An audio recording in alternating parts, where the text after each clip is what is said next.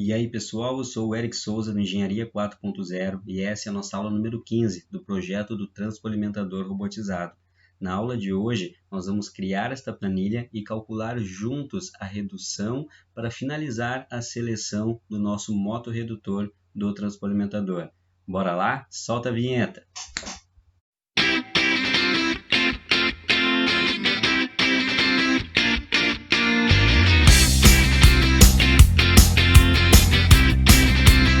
Dar início então à nossa aula número 15 do projeto do transpoalimentador robotizado, onde nós vamos calcular aqui a redução das engrenagens do nosso motorredutor para que atinja a velocidade necessária e a gente consiga, no tempo que foi determinado lá no levantamento dos requisitos, fazer o transporte do material da máquina 1 para a máquina 2. Então, vamos abrir lá no nosso esboço, lá no nosso levantamento de campo, as informações que são necessárias para que a gente consiga calcular, a redução do nosso motorredutor. Então, aqui no nosso levantamento de campo, vocês lembrem que eu tirei as medidas, nesse levantamento fictício, de 4 metros entre os centros da máquina 1 e da máquina 2. E depois, a gente descreveu aqui, a gente documentou no termo de abertura, a coleta de requisitos e restrições. Então, aqui foi documentado os dados que são necessários para agora a gente fazer o projeto. Então, eu vou abrir aqui a planilha que eu criei agora há pouco, tá? Eu só coloquei os nomes, vocês podem ver que não tem cálculo nenhum em nenhuma célula, porque nós vamos fazer isso juntos, tá? Então, eu só coloquei aqui as informações necessárias, a título de facilitar aqui e agilizar o nosso processo aí de criação da planilha, tá? Então, o que a gente vai fazer, pessoal? A gente vai calcular a redução necessária aqui no motorredutor. E como que eu faço isso? Como que eu sei qual a redução necessária? Tá? De acordo aqui, como eu coloquei na planilha, primeiro eu preciso saber qual o tempo estimado do percurso, e a distância a ser percorrida, para saber qual a velocidade necessária do meu transpoalimentador, para que ele faça esse percurso aqui, da máquina 1 até a máquina 2, dentro do tempo estimado, do tempo que eu preciso, Então, eu tenho aqui as informações, de que eu tenho 4 metros entre uma máquina e outra, Vamos olhar aqui, o que a gente escreveu no levantamento de campo, Distância entre posições de alimentação é de 4 metros, tá? Então, eu já sei aqui que a distância a ser percorrida em metros é 4 metros, ok? Tempo estimado do percurso, vamos verificar aqui. Tempo entre a alimentação de uma máquina e a outra é de 27 segundos. Tá? Então, eu sei que o tempo entre uma alimentação de uma máquina e a outra é de 27 segundos. Mas eu sei que o robô leva 15 segundos para fazer a operação de alimentação da máquina. Então, o robô terminou de fazer a operação. Eu tenho um tempo para deslocar o meu carro até aqui, mais o tempo de operação do robô, para fechar esses 27 segundos, que é o tempo que eu tenho que ter entre a alimentação de uma máquina e a outra, certo? Então, o tempo que eu tenho aqui para percorrer o carro é os 27 segundos menos o tempo de operação do robô, que a gente já viu ali, que é 15 segundos. O robô leva 15 segundos para fazer a operação de alimentação da máquina, ok? Então, nós vamos lá agora. Para colocar o tempo estimado do percurso, vai ser igual aos 27 segundos menos os 15 segundos, ok? Que dá 12, isso em segundos, ok, gente? Mas eu não quero em segundos, eu quero em minutos, tempo estimado do percurso em minutos. Então, eu vou colocar aqui entre parênteses, tá? E eu vou dividir esse valor por 60. 0,2 minutos. Esse é o tempo estimado do percurso que eu preciso ter para atingir aquele tempo de 12 segundos, que é os 27 menos 15. Eu só transformei segundos para minuto. Tá? Por que eu transformei para minutos? Porque eu preciso da minha velocidade em metros por minuto, para depois eu calcular a rotação necessária da roda em RPM, que são rotações por minuto. Tá? Por isso que eu transformei o tempo aqui para minutos. Então, a velocidade necessária. Qual é a velocidade necessária do meu transpoalimentador? A velocidade necessária ela é igual à distância que tem que ser percorrida dividido pelo tempo estimado. Porque a velocidade é metros por minuto, então é a distância dividido pelo tempo, tá? Isso é física. Então, a velocidade necessária que o meu transpolimentador precisa percorrer para que a gente atinja o tempo é 20 metros por minuto, ok? Agora, para eu saber a rotação necessária da roda, vamos olhar aqui, ó. Qual a rotação necessária da minha roda para ela atingir os 20 metros por minuto? Nós vamos seguir esta sequência aqui. Eu vou verificar o diâmetro da roda, vou calcular o perímetro e aí eu vou achar a minha rotação necessária da roda, né, por minuto para atingir aquela velocidade ali. E eu vou mostrar para vocês agora como nós vamos fazer isso. Então, qual que é o diâmetro da roda? O diâmetro da roda é esse meu diâmetro aqui, que é 200, né, gente? Mas vamos abrir aqui a roda e verificar. Analysis, Measure. Vamos verificar esse diâmetro aqui. Ó, raio 100. Logo, o diâmetro é 200, né? Ó, eu troco aqui para diâmetro, né? Diâmetro 200, tá?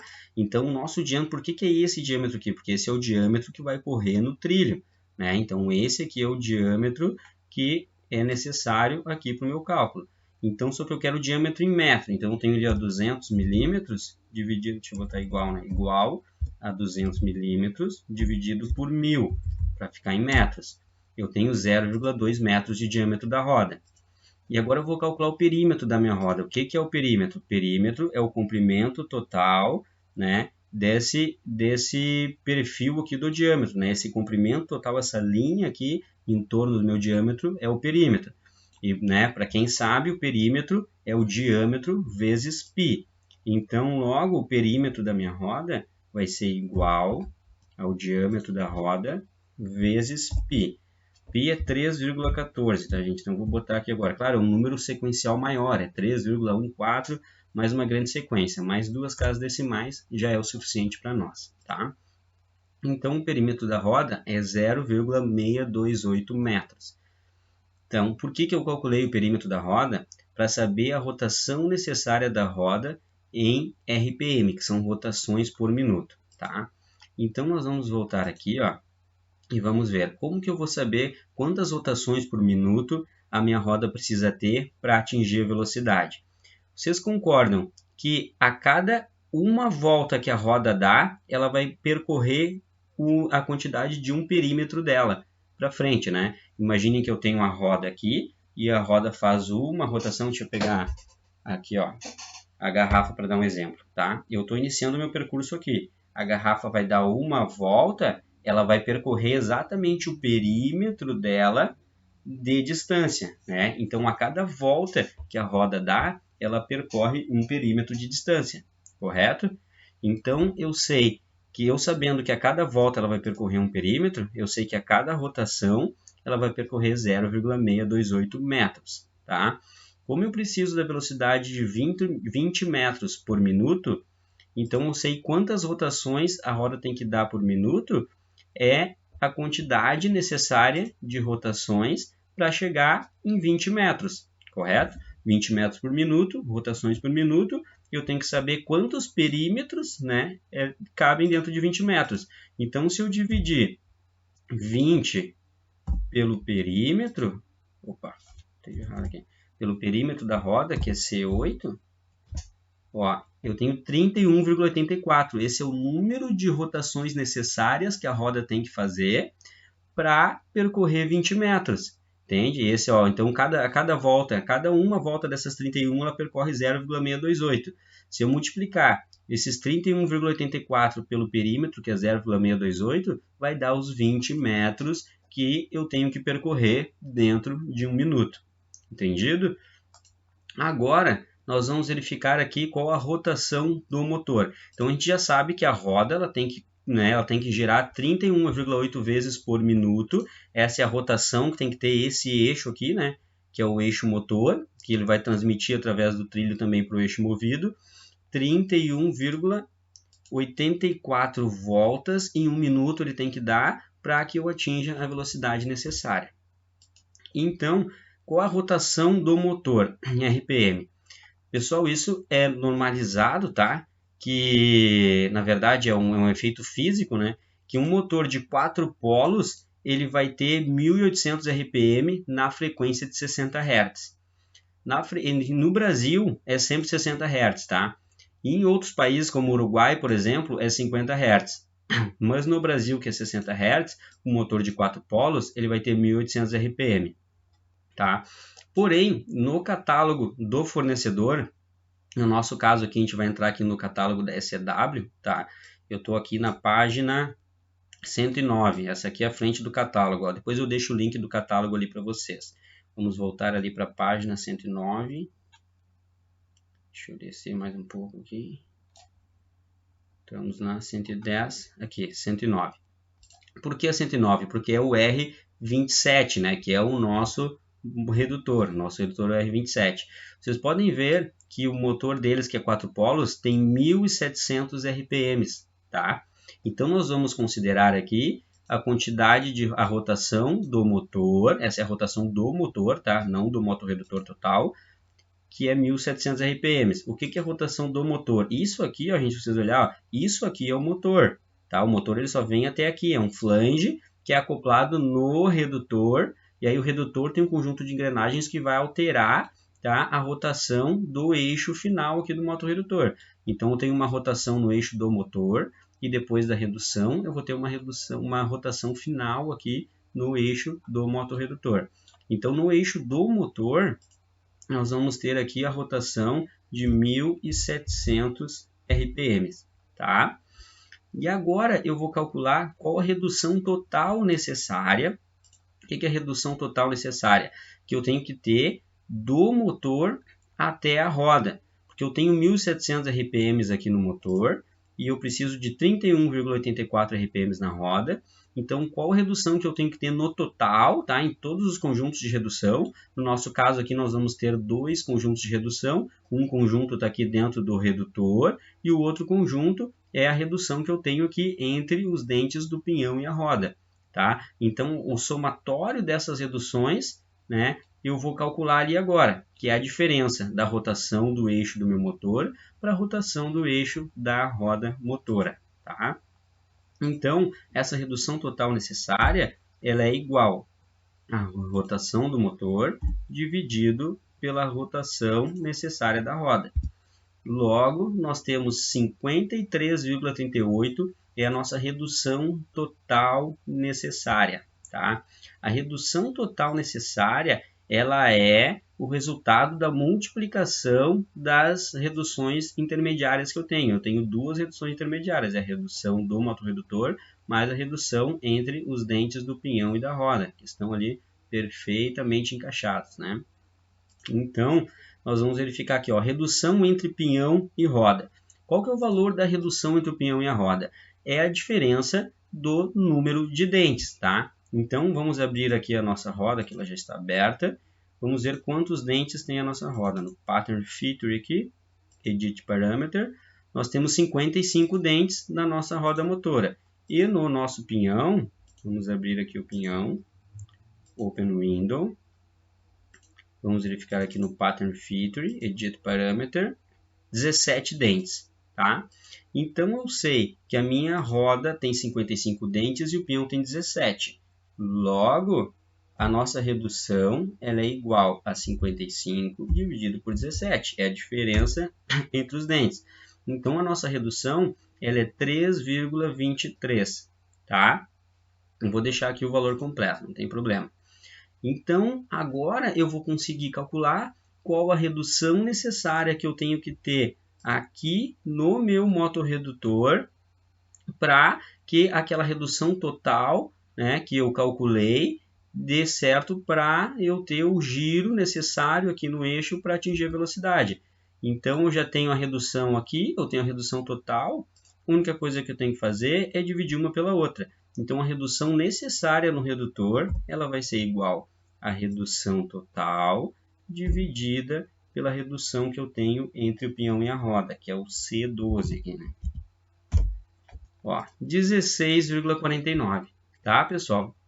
Essa, então, é a redução necessária no redutor para que a gente atinja a velocidade de 20 metros por minuto e consiga percorrer lá nos 12 segundos que foi estimado, né, que foi foi solicitado, porque eu preciso de 27 entre uma máquina e outra, mais 15 da operação, sobram 12.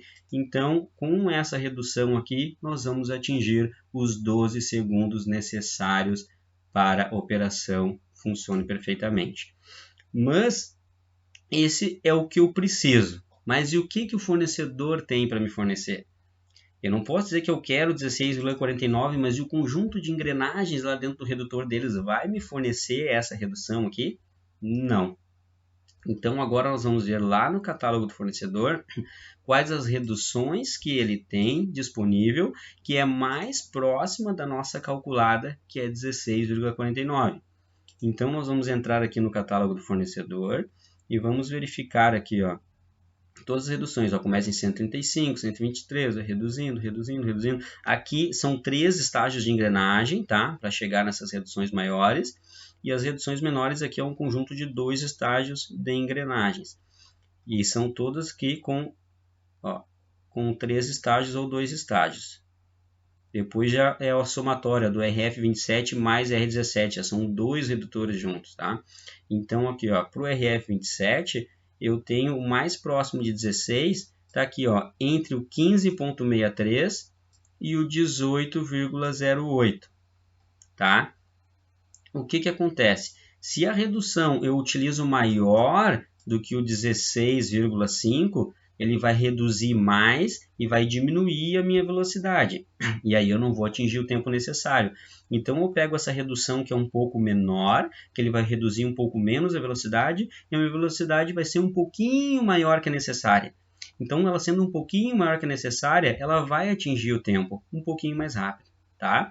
Então a minha redução ela tem que ser 15,63. Tá? Essa é a redução que eu tenho disponível no catálogo, que vai me dar aqui, ele diz, ó, a rotação no eixo final do motorredutor de 109 rotações por minuto. Vamos ver se está certo isso aqui. 15,63 é a minha redução, ele vai dar 109 rotações por minuto no eixo do motorredutor. Então vamos ver aqui. Ó. Redução encontrada no catálogo, 15,63. Vamos colocar aqui, 15,63. Rotação no eixo do motorredutor. Como que a gente calcula a rotação no eixo do motorredutor? A gente sabe que a rotação no eixo do motor é 1.700 e dividido pela redução encontrada no catálogo, que é o C15, que é o 15,63, vai dar minha rotação no eixo do motorredutor, é 108,76. E lá no catálogo eles colocaram 109, eles arredondaram, né? Mas vocês podem ver que ele dá 108,7, né, rotações por minuto no eixo do motorredutor. Por que isso é interessante? Porque eu sei que, ó, eu tenho 1.700 rotações por minuto aqui no motor e na ponta do eixo do motorredutor aqui eu tenho esse valor que é 108,7. Então agora eu consigo calcular a rotação que eu vou ter na minha roda, porque eu só tenho essa diferença aqui entre a redução do pinhão para a roda, correto? Então vamos ali, ó, rotação no eixo da roda é igual a esta rotação que eu tenho aqui, dividido pela redução entre o pinhão e a roda, que é o 3,23, que vai dar 33,61. Tá? Então essa é a rotação que eu vou ter lá no eixo da roda motora. 33,61 é a rotação que eu vou ter no eixo da minha roda motora. Logo, a minha velocidade real, em metros por minuto, ela vai ser igual, né? Agora a minha rotação aqui é 33,3, então eu faço 33 rotações por minuto, quer dizer que 33 vezes eu ando o perímetro da minha roda. Então, minha velocidade real é igual a essa rotação vezes o perímetro da roda, porque 33,6 vezes eu andei o perímetro da minha roda. Logo, a minha velocidade real em metros por minuto é 21,11. Tá? Se eu tenho uma velocidade real de 21,11, é um pouquinho maior que a necessária lá de 20, como eu comentei para vocês. Por isso que eu peguei a redução do catálogo um pouco menor. Tem gente que vai lá e pega a redução que é um pouco maior, mas o que acontece? Diminui a velocidade, entenderam? Então, agora nós vamos calcular o tempo real do percurso em minutos. Tá? Como que eu faço para calcular o tempo real do percurso? Eu tenho a minha velocidade real, que é 21,11 metros por minuto, e eu tenho a distância a ser percorrida em metros. Então, logo, se eu dividir a minha distância a ser percorrida pela minha velocidade, eu vou ter o tempo que eu vou demorar para percorrer aquele percurso. Então, isso é igual à minha distância a ser percorrida, que é 4 metros, dividido pelo C18, que é a minha velocidade, 21,11. Logo, o tempo real do percurso é 0,1894 minutos. Mas quanto que é isso em segundos? É só botar igual ao tempo em minutos vezes 60. Logo, eu vou ter o tempo a ser percorrido de 11,36 segundos. É o tempo que vai demorar para o meu transpolimentador aqui percorrer os 4 metros que a gente verificou que tem entre a máquina 1 e a máquina 2 lá no levantamento de campo. E será que isso é suficiente? Se a gente lembrar aqui lá no nosso termo de abertura, na coleta de requisitos e restrições, o tempo entre a alimentação de uma máquina e outra é de 27 segundos. Tá? E lá na pesquisa de mercado, a gente viu que o robô leva 15 segundos para fazer a operação. Então, a gente tem 12 segundos para percorrer esses 4 metros. E a gente vai demorar o tempo real do percurso de 11,36, que é menor que os 12 segundos. Então, sim, o nosso tempo de percurso está correto e a nossa velocidade vai ser suficiente. Então, a redução encontrada no catálogo de 15,63 foi selecionado aqui no catálogo do nosso motorredutor, o RF27, que ele tem um motor com 1.700 RPM, e essa redução de 15,63 para chegar no giro do eixo do motor necessário para que a gente tenha essa velocidade e consiga percorrer esse percurso de 4 metros dentro dos 12 segundos, está totalmente correta. Pessoal, muito obrigado para quem assistiu a aula até aqui. Eu acho que essa aula aqui vai ser bem interessante para o pessoal que não sabe como que funciona os cálculos dentro da engenharia. A gente aprende muita coisa de cálculo na faculdade e a faculdade não mostra como que é esse cálculo aplicado. Então isso aqui é engenharia aplicada, gente. A gente está calculando só o que é necessário para que a gente consiga fazer o projeto. No caso, eu preciso selecionar o nosso motorredutor, eu preciso saber a velocidade que vai percorrer o meu carro, então eu fiz esse cálculo aqui. Isso é engenharia aplicada na prática, tá? Quem gostou da aula, eu quero pedir, por favor, que grave um history ali fazendo a aula, assistindo a aula e me marca lá no Instagram, que vai ser muito legal, né? Eu acho que essa aula foi boa e merece, tá? Então, filma ali assistindo a aula, faz um history, me menciona, né? Abre ali no Instagram ali, menciona o Eng Eric Souza e vai lá na conversa, entra numa mensagem pessoal lá no direct do Instagram e me avisa que me mencionou, porque eu recebo muitas mensagens ali e às vezes eu não vejo no dia. E como o history dura só 24 horas, eu peço que quando me marcar, me manda mensagem lá que eu vou visualizar e aí eu vou aceitar a marcação e colocar nos stories lá, que vai ser bem legal, tá bom? Então, muito obrigado para quem assistiu a aula até aqui, mas antes de finalizar a aula, eu tenho que mostrar para vocês, aqui no AutoCAD, eu coloquei aqui embaixo as informações necessárias para a compra do motorredutor, que são as informações que a gente levantou na aula passada e nessa aula. Então, o redutor é o RF27, o motor é a carcaça 80 com freio, diâmetro do flange é 120. Se vocês verificarem aqui o diâmetro do flange, Analysis, Measure,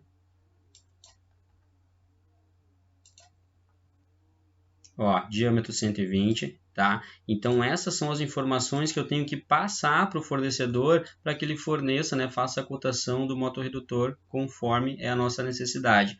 Forma construtiva M1, eu mostrei para vocês lá no catálogo, né, que tem os diversos tipos de forma construtiva. Caixa de ligação a 0 graus, para que olhando aqui, de trás do motor, olhando da bunda do motor, como a gente fala, ela fique para a esquerda, tá? E para os cabos de ligação estarem por baixo aqui, é o 0 graus, posição de entrada é o X, né? Posição de entrada dos cabos em X, tensão, no meu caso, 220 volts, né? Tem que ver qual vai ser a tensão do local de aplicação. Então, lá no levantamento de campo, lá, se não foi feito, tem que ser questionado depois qual a tensão que eu vou ter disponível lá no local de aplicação do projeto. Frequência, como é aqui no Brasil, 60 Hz. Redução, então, agora a gente viu a 15,63. Então, vamos colocar aqui a redução 15,63, ok? Potência, no nosso caso aqui é 0,75 kW, tá? Como que eu calculo a potência, Eric? O cálculo da potência é um cálculo já um pouquinho mais complicado, né, para mostrar para vocês assim uma aula, mas eu vou deixar aqui para vocês que foi fornecido por um dos colegas nossos aqui que está assistindo às aulas, comentou que ele tinha lá em PDF, isso lá em 2009, tá? Eu utilizava esse catálogo aqui, mas eu não tinha mais ele, então um dos nossos colegas aí que está assistindo a aula, o Marcos, ele forneceu aqui para mim, me enviou o exemplo do cálculo de potência, tá? Que no nosso caso aqui dá 0,75 kW. Então ele tem todo um passo a passo aqui da própria SEW para tu calcular a potência do motorredutor, tá?